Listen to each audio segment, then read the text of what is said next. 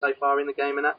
So it's cool as fuck. It's good they've incorporated little things like that as well. That's amazing, man. But it's definitely I'd say one of the top zombie games out there by far. Yeah, that's just what people are dumping into zombies now to make them more realistic. And it's funny that I even have to say that to make zombies realistic, but people want more than what they were given in the past. You know, they're just. It sounds like a bird, like a zombie belch. It was. I think they're all. Did I lose you? On YouTube, just a load of random zombies. Okay. I thought I lost you there for a second. So yeah, that's definitely a good game. That's a good choice. Good choice of game, I'd say. But have you got anything else to add to that? No, not really. I had a topic that I wanted to talk to you about that I kind of mentioned on the Dirty Rotten show last night, and it's about the Batman massacre. Do you know anything about that? Yeah, I've read bits and pieces about it. I haven't read too much about it, though. Let me tell you what I think, and don't feel bad if you want to laugh, because it's just a theory of mine. I haven't confirmed it with anybody, but I know that, just like I was saying earlier, there's got to be some way that I can tie it into my story. Anybody, if you have any ideas, we have to be cautious, because there is people that this is real life. Yeah, this is real life for them, so we have to be very delicate with how we talk about it. But I have a theory on this whole thing. So check this out. The guy that did the Batman massacre, right? He's got something in common with all these different people that I'm about to name off. Okay. Lee Harvey Oswald, the guy, the Batman massacre guy. The lady that was in Switzerland that dropped both her babies off the balcony. All these are for no reasons. The zombie that came out in Florida that ate the guy's face off. The officer in California who is supposed to be thought of as a terrorist because his name was a Muslim, or his descent was Muslim. All these people have one thing in common, and the times that they did them in had another thing in common. So the first thing they had in common was that they, in their past or currently, were heavy pot smokers. Now, don't get me wrong. I think there's nothing wrong with smoking a little weed. I had my history with it, but I can't. I've got a job and a family. I'm not able to do it. But believe me, if things were differently laid out, I would probably still do it just to help me with regular stress and anxiety or whatever I could come up with to use it. But habitually, I never got crazy with it to where it took over my life that I can remember. Anyways, all these people had something to do with marijuana currently or in their past in a high dose range, okay? So that said, each one of these instances that happened, each one of these massacres or murders happened within a 1 to 2 month period of time when the government wanted to talk about the Second Amendment, which is gun control. And so here's my theory. And I write a freaking zombie blog, EddieRock.com, and I totally listen to Alex Jones, and I have all kinds of things going on that lead me towards conspiracy. But here's my own personal theory, that the marijuana somehow, to certain people targeted, makes them go crazy. Because all the people, like the guy in Florida, they pulled him out, they did an autopsy on him. There was no bath salt in that dude. There was only marijuana. Yeah. The same thing with Lee Harvey Oswald. I think he had a history of doing some kind of hallucinogenics way back, but all the way back to Vietnam, the government tested out special dosed marijuana with the troops, and the same kind of thing happened with a certain formula that they used inside the marijuana. They would eat each other to the bone, like platoons would go up missing, and then people would come look for them, and they had eaten each other down to the bone, which there was a complete mass either suicide or everybody just... Mass cannibalism, by the sounds of it. Mass cannibalism. And I think that it's because of certain marijuana packages that are dosed with some kind of formula around the world. Now, this formula that I'm talking about is, I think it's in China, Germany, and then Russia. I'm sure the Americans have it too, but who knows? Everything is so covered up nowadays. Everything's a hush-hush. Very hush-hush, right. It's just like an eye drop vial. You can drop 1 or 2 drops into a glass of water, and it's proven it's mind control manipulation that they tell you what to do, and you do it up to a year's time. And so you could, and it's triggered on certain words or events. And so let's say you see a green light, and you go, because the light turns green, and so you go forward. A year later, like hypnotism. Exactly. It's just like hypnotism, and just like people say, if you look at this guy's face, who killed all these people at the Batman massacre, when he was in court, he was wide-eyed and bushy-tailed. He didn't know what was going on. Of course, he's going to plead insanity, I'm sure, at the end of it all. Oh yeah. And I'll probably send him to Arkham. Right. Exactly. That was actually pretty funny. Arkham, for everyone who don't know, Arkham Asylum is part of Batman. It's where they send mental patients. Right.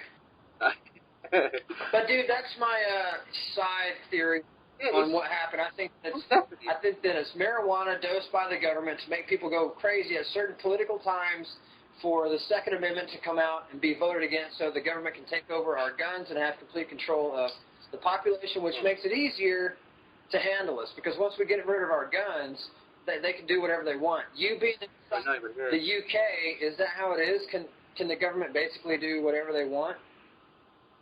They do whatever they want. They don't take our guns because we haven't got any guns, but you know what I mean? Right. You know, you don't. I mean, I'm not a massive news person. I don't. Whereas you you obviously watch a lot of news, read a lot of news for your blog and that. I don't. You know, the only stuff I read is like, what? Zombies? Oh no, wait, it's EddieRotten.com. Right. You know, that's my source of news. Right. But no, you know, everything I read on there, I know there's some sort of like logic to it, and there's some sort of realism to it. So, but no, I'm not. I mean, obviously, I hear stuff like I heard about the Batman massacres. I heard about the guy who balled that bloke's face off, and stuff like that. You hear little bits, but I never really take it much further than that to like look into it. And that's probably a smart thing, because you're not getting kicked off Twitter like I am. So. But then you have to, I mean, for what you do, you've got a lot going on. You have to look at the things like that. But I mean, like, you could use it as part of the story. You could use it as like the ASMC are obviously like, I don't know. You said you wanted to take stuff away from like zombie related stuff. You could make it. They're still kind of like zombies, but you could have something to do with like, you know, base it. If you ask Zane, you could base it around kind of what's happening with his story, like his book. You can have it like these people are being almost hypnotised by the ASMZ to do these things for them, but afterwards they can remember doing it all and stuff like that. I don't know, maybe take it that way, but it's just an idea. Well, I think that the reality of what things really are what I'm probably gonna have that concrete base inside EddieRotten.com, because there's so many things that the world has to do, like chemtrails. People denied it, government denied it for years and years and years, and now there's straight up government buildings and offices dedicated to weather manipulation, and that's what chemtrailing is. And so they not only had to cough up the truth, and when they did it, they said, oh yeah, we've been doing it for years. We just misunderstood your question, so let's just move on. And they completely brushed it underneath the rug. And what it really is, it's aluminum and beryllium inside the air that causes cancer and all kinds of... do, don't they? Yeah. I watched... That's what... what is it? Top Gear. Top Gear is filmed in the UK. And in almost every episode of Top Gear, you see chemtrails crisscrossing across the sky. Is it a pretty big deal up there? Well, once again, I don't really, you know, I should really start taking more interest in the things going on. You know, I pay such little attention to my life around me. I'm just such a laid-back person. You know, I never think too much into things like that, but right. I really should do. But from now on, I will take note. Well, just so I'll be able to answer your question. Just every once in a while, look up. When you go outside, look up and see if a cloud has been there for a couple days, streaming from one north to south or east to west. And it's just a little piece of a chemical that's put inside the back spray of planes that's supposed to help manipulate the weather to make it rain or not to rain. But in reality, it's poisoning and causing cancer and different different diseases here on the ground. So just as you go outside, everybody, just look up every once in a while and tell me what you see. You can email the show. Email the show at zombielipodcast@gmail.com. That's the one. I got it. Yes, definitely. Yeah. I got it. And you get it eventually, don't you? You have enough emails to remember as it is. So yeah, definitely. I think we're gonna have to end it now. We're running on to like an hour or so. So okay. We've got about an hour and 10 minutes worth of stories. So if there's anything else, we'll talk about it next week. That's good. So we have something for people to email in, right? Yes. I do want to throw another question out there though, because I do like the idea of just throwing a question out because it gets people to interact with us, doesn't it? So, okay. And we know who's listening. Yeah. But I just wondered. My question to people was, if there was a zombie apocalypse, if it happened for real, if the shit hit the fan, what would be the first 3 things you grabbed? It could be any 3 things, anything at all. I'll just be interested to know. Spare at a moment. You had to grab 3 things. What would you grab and take? Okay, set up an environment for me. Are we watching TV? Or just say you're sitting at home. It happens now. Whenever people listen to this, when they hear this question, imagine it happens right now. What would you do now? What 3 things would you grab with you? Just tell us like where you were at the time, what happened, and what the 3 things were you took with you. I'm just interested to know. That's a good question. Different things. What people would, if something happened spare. I'm interested to know what happened if it happened as a spare at a moment. What people would do and what 3 things people would pick up and grab first. I'm just, intrigued to know. That's a good question. If you really truly submerge yourself inside that question, that could give you goosebumps for a few hours because that's a heavy one. Because you got to grab what you love or what you don't love, and go out and face your neighbors that are dead. Yeah.